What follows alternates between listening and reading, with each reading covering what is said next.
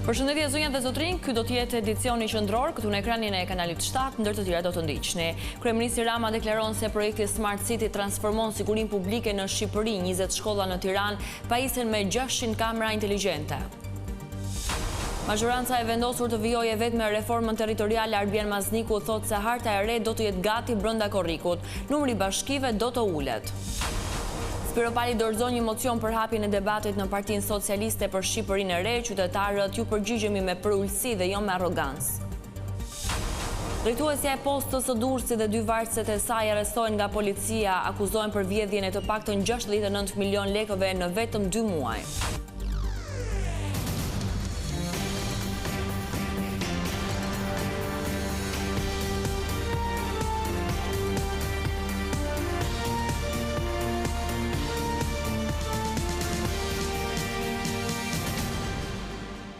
Do të vjojmë më gjërësisht me lajmet. Kamera do të monitorojnë shkollat, rrugët dhe çdo ambient publik në të gjithë territorin e vendit.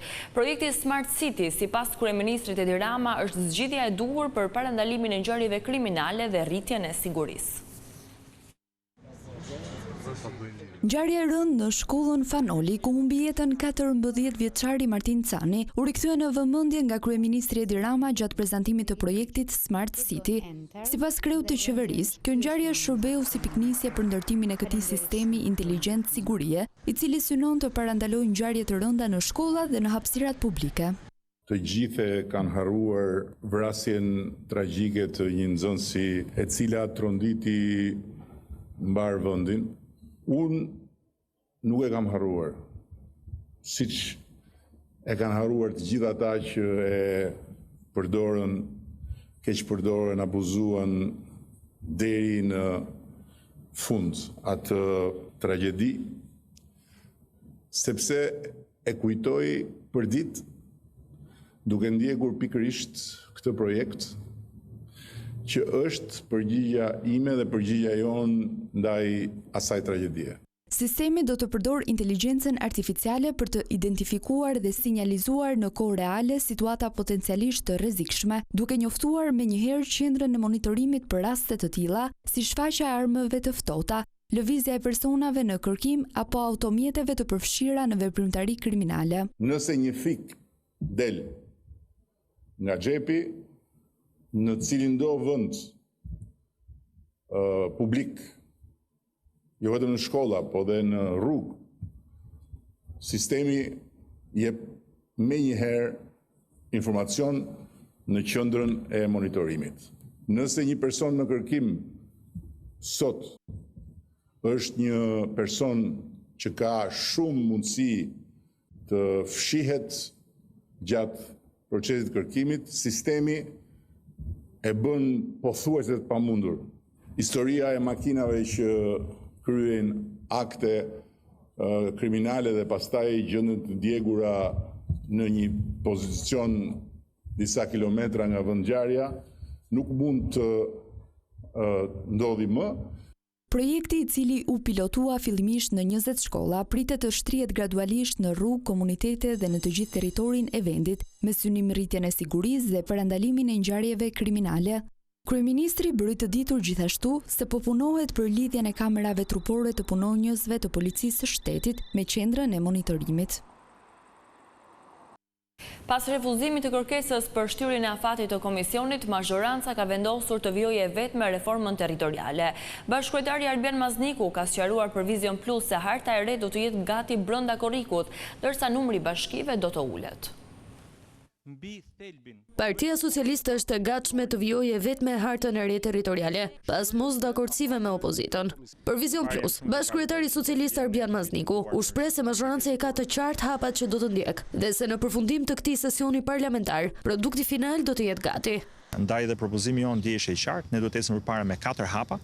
Hapi i parë është të miratojmë tani një hartë të re territoriale, e cila është e ngutshme për pjesën e kompetencave dhe funksioneve. Elementi i tretë është të vijojmë punën për financat vendore, për mënyrën se si bashkitë financohen, qoftë nga tarët e veta, qoftë nga granti që qeveria jep, dhe elementi i katërt është të punojmë sërish deri në vitin 2027 për rajonalizimin. Kërkesat e opozitës për shtyrje të afatit të komisionit deri në tetor, sipas Maznikut është manovër që synon dështimin e reformës territoriale, ndërsa dha dhe arsyen përse produkti final në korrik është i domosdoshëm. Agenda e Partisë Demokratike është që të mos ketë një reformë. Nëse ne nuk e bëjmë këtë tani, ne do të thotë që rrezikojmë që të mos bëjmë një reformë territoriale në këtë moment, dhe kjo më pas ngel për 2031-shin, më pas ka 4 vjet kohë për ajustim, do thotë fillon në mënyrë efektive në 2035. Nuk humbasim një muaj, nuk humbasim 2 muaj, humbasim fakt 8 vjet, që janë shumë të rëndësishme në situatën ku jemi. Bashkëkryetari socialist bëri me dije se javën e ardhshme, të majtë do të kenë gati gjetjet e komisionit, së bashku me hartën e re. Në datën 23, që është seanca e radhës plenare, ne do t'i prezantojmë kuvendit në seancë plenare gjetjet e raportit dhe eventualisht dhe propozimin për një zgjedhje të mundshme.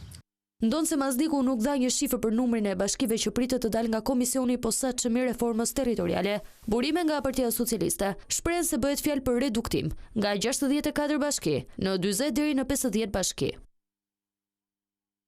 Ligji për turizmin do të ndryshojë brenda këtij sezoni parlamentar. Një nga pikat kryesore të tij do të jetë ndalimi i punimeve pranë hoteleve gjatë sezonit veror. Majoranca socialiste ka vendosur të ndërhyjë në kulmin e sezonit turistik për të ndaluar ndërtimet në zonat bregdetare. Parlamenti miratoi futjen me procedurë të përshpejtuar të ndryshimeve në ligjin për turizmin që parashikojnë pezullimin e punimeve pranë hoteleve për të garantuar që turistët të pushojnë pa u shqetësuar nga zhurma e ndërtimeve. Kemi propozuar që në këtë projekt ligjin për turizmin, të pezullohen punimet e ndërtimit për gjatë kohës sezonit turistik, duke garantuar një zhvillim më të qetë të sezonit dhe cilësi më të lartë të ofertës turistike në vendin tonë. Sipas Taulant Ballës, ky projekt ligj parashikon edhe regjistrimin elektronik të klientëve në hotela. Meqense po diskutohet ky projekt ligj dhe ka pasur prej kohësh disa propozime që kanë të bëjnë me sigurimin e një kuadri më të përditësuar dhe fleksibël të kategorive të strukturave akomoduese në përputhje me zhvillimet e tregut turistik, po ashtu edhe ndërhyrja që në fazën e projektimit dhe të lezë ndërtimit për gjitha strukturat akomoduese, se ajo që ka ndodhur shpesh në Shqipëri është që një strukturë nis për pallat dhe përfundon hotel. Dhe mendoj që në fillim duhet nisi për hotel dhe duhet përfundojë hotel. Këto ndryshime ligjore pritet të kalojnë seancën e fundit të parlamentit për këtë sesion që do të zhvillohet në datën 23 korrik. Parlamenti miratoi shtyrjen e mandatit për Komisionin e Reformës Zgjedhore deri në datën 30 nëntor. Edhe pse vendimi është konsensual mes Partisë Socialiste dhe Partisë Demokratike, ai u votua vetëm nga majoranca pasi demokratët kanë vendosur të bojkotojnë seancat plenare deri në fund të sesionit. Komisioni i Reformës Zgjedhore u ngrit në tetorin e vitit të kaluar edhe në 9 muaj nuk arriti të miratoj asnjë ndryshim ligjor. Të dy palët u treguan të kujdesshme dhe në këto muaj punuan vetëm për projekt ligjin për financimin e partive politike, i cili është kusht për procesin antarësimit të Shqipërisë në BE. Drafti ju dërgua ODIHR dhe Komisionit të Venecias për mendim dhe ekspertët e tyre kërkuan kontrolle më të rrepta për financat e partive politike, por miratimi i këtij ligji do të ngelet për sesionin e ri që nis në shtator.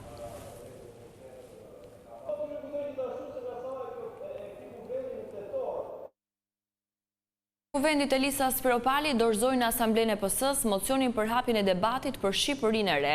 Ajo deklaroi se dokumenti duhet të shpreh vullnetin e shumicës së shqiptarëve.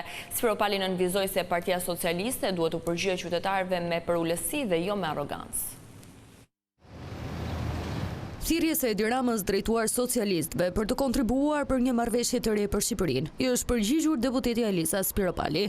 Dhe sapo dorëzova në Asamblenë Kombëtare të Partisë Socialiste mocionin për hapjen e debatit për marrëveshjen e re për Shqipërinë. Nuk është vetëm një dokument i imi, është i hapur për të gjithë anëtarët e Partisë Socialiste. Ja kam drejtuar kryetarit Partisë Socialiste, ja kam drejtuar kryeministrit, Asamblesë Kombëtare dhe çdo anëtarit Partisë Socialiste. Sipas Piropalit, kërkesa themelore është hapja e partisë, e cila sipas saj nuk mund të ndërtohet mbi vendimmarrjen e 1 apo 10 individëve. Një marrëveshje për Shqipërinë nuk mund as të hartohet nga 1 apo 2 apo 10 individ, po të duhet të shpreh vullnetin e shumicës, jo vetëm të antarësisë, po dhe të shoqërisë shqiptare që në këtë moment patjetër kërkon më shumë përfaqësim, kërkon më shumë demokraci, kërkon më shumë drejtësi shoqërore. Por gjithashtu, Spiropali sqaroi se ky mocion nuk kërkon të krijojë përçarje apo fraksione brenda SMAJ-ve. Kjo nuk është një përpjekje për fraksion, as për ndarje, as për përçarje, kjo është një përpjekje për bashkim të gjithë energjive progresiste të Partisë Socialiste. Pas deklaratës për mediat, në rrjetet e saj sociale Spiropali postoi kërkesën e plot, ku përfshiheshin një sër çështjesh, si angazhimet e Partisë Socialiste ndaj vetvetes, zgjedhje të lira dhe konkurruese, debat politik, hapësirë për brezinëri, ndërsa gjithashtu ajo prek dhe çështje sociale si shëndetësia, arsimi dhe administratë më profesionale. Emrat në postet kyçe të Partisë Demokratike do të mbetet të pandryshuar. Forca më e madhe e opozitës do të ketë tashmë 5 nënkryetar, një prej të cilëve në diasporë. Ndërkohë Sali Berisha ka akuzuar Edi Ramën se sipas tij po ndryshon numrin e bashkive në mënyrë të njëanshme. Partia Demokratike zgjodhi mbrëmjen e së mërkurës ekipi me cilin Sali Berisha do të udhëheq forcën më të madhe të opozitës drejt zgjedhjeve lokale, më pas drejt zgjedhjeve parlamentare. Shqiptarët kanë pa dhe shofin një forcë politike që ka vendosur votën e lirë të saj në themel të ndërtimit dhe të funksionimit. Slogani i liderit historik të demokratëve në këtë proces zgjedhor ishte ri për të rritje, por megjithatë Berisha vendosi të mos bëjë ndryshime në postet kyçe në parti. Flamurnoka u zgjodh sërish sekretari i përgjithshëm dhe numri 2 i Partisë Demokratike në një garë të lehtë për to, pasi përballë kishte Sajmir Koreshin. Gazmend Bardhi dhe Agron Gjekmarkaj do të jenë sërish në kryetarët Partisë Demokratike. Berisha vendosi që të dy politikanët të mos si fusë në votim, duke argumentuar se ata e marrin detyrën për shkak të posteve që mbajnë në parlament. Gazmend Bardhi si kryetari i grupit e Gjekmarkaj si nënkryetari i kuvendit. Berisha vendosi të shtojë numrin e nënkryetarëve të PD-s duke i bërë 5. E nga sot nënkryetarët të PD-s janë këshilltari i grupit Nikola Kedi dhe Risa Bajaziti, e cila jeton në Bruksel. Nënkryetari 5 do të jetë Belin Kolliçi, i cili fitoi përballë Luciano Boçit. E vetmja përballje reale që u zhvillua këtë herë në Partinë Demokratike. Siç e shihni, ka një ripërtritje të madhe me personalitetet ndër më të shquara të fushave të tyre në drejtimin e Partisë Demokratike. E tashmë që zgjedhjet brenda PD-s përfunduan, betejë më e rëndësishme për forcën më të madhe të opozitës janë zgjedhjet lokale. Berisha shfrytëzoi konferencën me gazetarët për të akuzuar kryeministrin Edi Ramën se po ndryshon në mënyrë të njëanshme numrin e bashkive dhe hartën territoriale të vendit. Edi Rama, Partia Socialiste don të shkojë veças. Ajo është pastaj zgjidhja e tyre, jo e jona. Ne qëndrojmë kundër variantit paraqitur nga ata, kundër formës ekzistuese. Zgjedhjet e ardhshme vendore sipas ligjit do të mbahen në periudhën mes 15 prillit dhe 15 majit dhe pritet që të dominojnë debatin politik në sezonin e ri që do të nisë në shtator. Çdo lavdrim, çdo gjë. Gjykata e lartë ka rrëzuar rekursin e ish zëvendës kryeministres Belinda Balluku duke lënë në fuqi vendimin e gjykatës së posaçme dhe të apelit për masën e pezullimit nga detyra. Po ashtu mbetet në fuqi edhe masa e ndalimit për të dalë jashtë vendit. Në rekursin e saj, Belinda Balluku argumenton se masa e pezullimit ka humbur fuqinë pasi ajo nuk ushtron më funksione shtetërore. Megjithatë, kolegji i gjykatës së lartë nuk e pranoi këtë argument dhe vendosi të mos ndryshojë masat e sigurisë.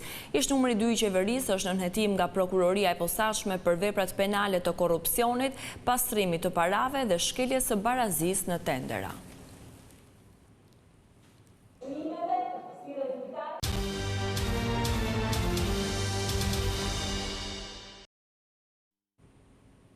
Debati mes dy personave në Poliklinikën e Shkodrës përfundoi me plagosjen e njërit prej tyre. Pak minuta pas kësaj ngjarjeje, vëllai i lënduarit mori armën me synimin për të vrarë autorin, por është arrestuar në kohë.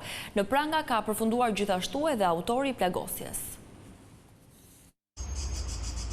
Një konflikt i çastit në ambientet e Poliklinikës së Shkodrës rrezikoi të përshkallëzohej në një ngjarje edhe më të rëndë kriminale. Një 32 vjeçar mbeti i plagosur me thik ndërsa policia ndërhyri në kohë për të parandaluar një vrasje për hakmarrje.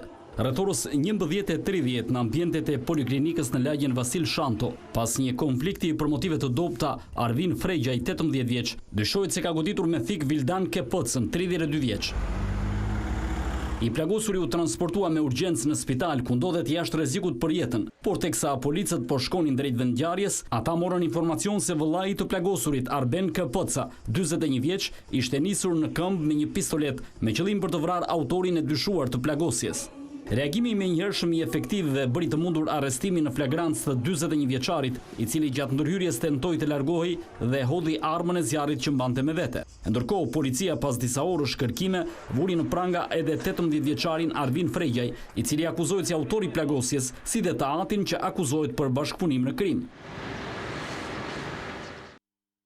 Hetimet për vjedhje në postën e Durrësit quan në pranga ish drejtuesen e filialit, shefen e financës dhe arkëtaren. Ato dyshohet se në 2 muaj përvetësuan 69 milion lek, por hetuesit dyshojnë se shuma mund të jetë edhe më e lartë deri në 3 milion euro. Ish drejtoresha e filialit të postës në Durrës, Elizabeta Mataj, shefja e financës Valbona Hotiduni dhe arkëtarja Paula Dana janë vënë në pranga nga policia pasi dyshohen për shpërdorim detyre dhe abuzim me fondet. Nga hetimet dyshohet se gjatë muajve prill dhe maj 2026, të trija punonjësit kanë përvetësuar 69 milion lek të rinj, shumë e cila ishte planifikuar të arkëtohen nga filiali i postës shqiptare Durrës për degët Shijak dhe Krujë. 2 ditë më parë, Posta Shqiptare njoftoi shkarkimin nga detyrat drejtueses së filialit në Durrës pas zbulimit gjatë kontrollit të brendshëm të parregullsive në administrimin e fondeve që lidhen me shërbimin e pagesave, të cilat besohet se kanë shkaktuar një dëm të konsiderueshëm ekonomik. Hetimet vijojnë për identifikimin dhe nxjerrjen përpara përgjegjësisë ligjore të personave të tjerë që mund të jenë përfshirë në këtë veprimtari kriminale, shifra e së cilës mund të arrijë deri në 3 milion euro. Hetimi për trafikun e armëve në Sarandë është finalizuar me arrestimin e një 31 vjeçari. Në makinën e tij, policia gjeti 4 pistoleta që do t'i shiteshin një grupi kriminal në qytetin jugor. Forcat e policisë në Sarandë kanë vënë në pranga 31 vjeçarin Keidi Bana, i cili është arrestuar në flagrancë duke transportuar armë zjarri. Kapja e tij u bë mundur në tunelin e Skërficës, aty ku Banait u gjetën 4 pistoleta, të cilat sipas hetimeve dyshohet se do të shiteshin tek një grupi kriminal në Sarandë. Shërbimet e policisë kishin mbajtur në vëzhgim automjetin që drejtonte 31 vjeçari dhe në tunel kryen ndalimin e tij. Keidi Banai kishte fshirur armën në dyshemen e automjetit me të cilin po udhtonte. Dyshohet se armët ishin futur kontraband në Shqipëri dhe të ndara në pjesë dhe më pas ishte bërë montimi i tyre. Hetimi vijon për të zbuluar persona të tjerë të përfshirë në trafik. Ndërkohë në Shkodër një 21 vjeçar Roberto Maloca ju arrestua nga policia. Gjatë kontrollit në banesën e tij në fshatin Trush u gjet një sasi e konsiderueshme municioni dhe 4 armë zjarri, konkretisht një automatik, një pushk dhe 2 armë gjahu. Armën dhe municionet u sekuestruan në cilësinë e provës materiale, ndërsa do t'i nënshtrohen dhe ekspertizës balistike për të parë nëse ato janë përdorur në veprimtari të tjera kriminale. Pas gati një muaj nga shpërbërja e bordit të transparencës, çmimi i naftës në Shqipëri ka shënuar rritje, duke shkuar në rreth 196 lekë për litër. Krahasuar me çmimin e fundit të vendosur nga bordi për 176 lekësh për litër, nafta është shtrenjtuar me rreth 12%. Rritja vjen si pasojë e situatës në lindjen e mesme. Në bursat ndërkombëtare, nafta Brent tregtohet me rreth $84 për fuçi, nga $82 që ishte një muaj më parë. Efektet nuk po ndihen vetëm te karburantet. Sipas të dhënave të Instat, inflacioni ka arritur në rreth 3.2% muajin e kaluar dhe pritet të mbetet në rritje edhe gjatë muajve në vijim.